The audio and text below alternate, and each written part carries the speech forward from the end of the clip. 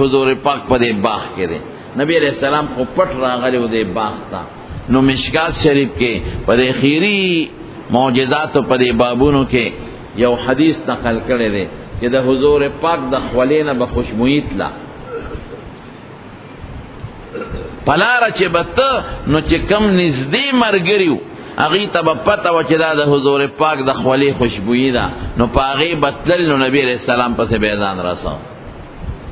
زمن پشان خولا نو چے بدبوئی کئی اغی با یو خاص خوشبو پتولا لارا پریخوا حضرت ام سلیم وی حضور پاک منکر او دو نو پا دی تندی خولا رالا نو ما شیشه را واغشتا بوتل یا گلاس لوخه اگه خوله تمیونه و چه دا خوله پا کدان سر محفوظ کم نوی حضور پاک راویخ شو نو پتندی گوتا مبارک راخ کا او چه سمر خوله و زما پا غلوخی گیرا ترو بیولا وی ام سلیم پا دی سکے وی ماوی دا اللہ رسولا دا خوله با مونگ دا بیمار دا مرض دا شفا دا پار استعمالو او دا با دا خوشبویه دا پار استعمالو وی قسم دے چی سوک بنا جوڑا شو نمونگ با معمولی او ساس کے اوبو کے گٹ کا او پا مریض بم اس کا وی خدای با مریض دا شفا ورکونا او پا مدینہ کی چی با کل خادی وا نما با دا حضور پاک دا غخولینا یو ساس کی پا دے گتا راواغشتا و پدان با میں پورے کا وی مانا با دا سی خوشبوت لا چی وی مانا با خضو تپوس کو چی ام سلیم دا خوشبو دی کم زیغشتے دا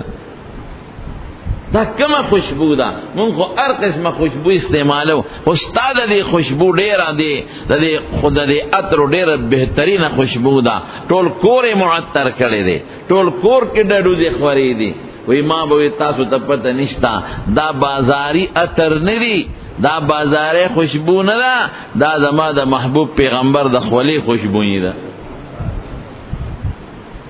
نو صحابو تا با پتا و خو نزدی مرگری جسوک بو سرڑیر زیاد پاتی شویو جدا دا حضور پاک خوشبو پا دے لارا پاتی شوی دا نو پا دے تلے دے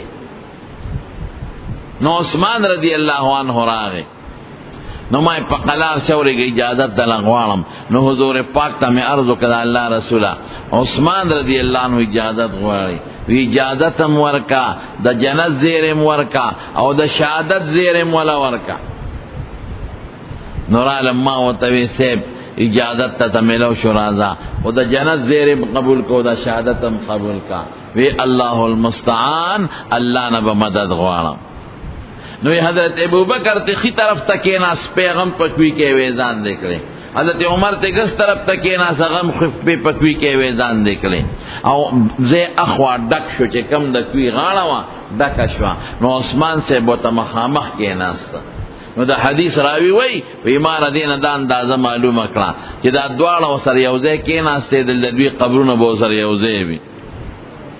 او عثمان مخامخ کی ناستا نو ممکن دا چی دا قبر و تا مخامخ دا بقی پا مقبرہ کی جوڑ شی او مغا سیو شوا حضرت ابو بکر و حضرت عمر پا اغا کوٹا کی ور سر دوارا دفن شو چی پا کما کی دا دوارا جہان مبارک سردار دفن دے عثمان سے دا بقی غٹا مقبرہ دا لس زر صحابہ پا کی دفن دی باقی کے دا حضرت عثمان رضی اللہ عنہ قبر دے نو دا گورا عمر یوزلنا بار بار دا جنت خوشخبری و زیر ورطا ملو شوی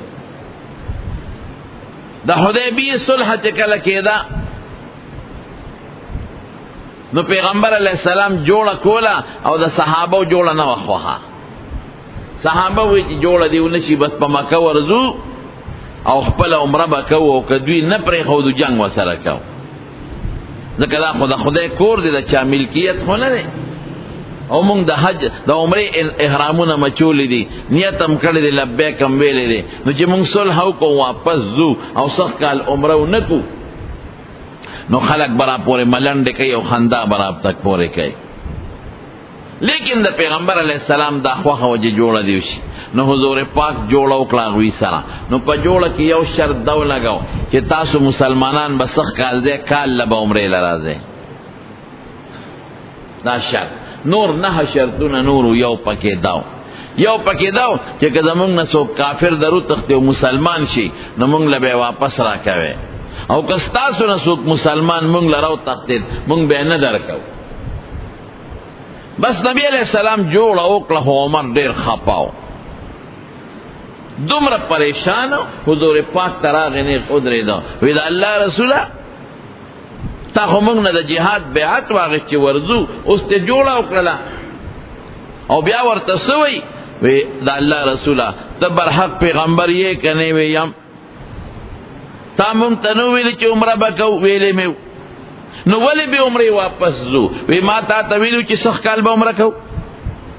د کال قید مې پکې لګولی و درته. وی دا موږ دونه بېعزتي ولې برداشت کوو؟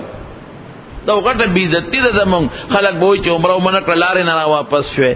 سرونه مخریل څاروي د بیت الله نه باره لال کړل د مکې نه. حضور پاک ورته هم غوسه وی عمره، وی زه د الله پیغمبر یم او ما ته چې الله څه وایي هغه کوه، زه پکې خپل عقل نه جګوم. بس ما ته الله وی صلح وکړه. عمر صاحب ډېر د جذباتو نه لال حضرت ابوبکر صدیق لا هغه ته وایي وی ابوبکر اوس دې نه دی خبر چې نبی علیہ السلام څه جواب را کړی دی. ابوبکر خپله خیمه کې دی، خو د ابوبکر او د حضور پاک نسبت اتحادي د علما وایي ډېر قریب شوی، فنا فی الرسول چې ورته وایي.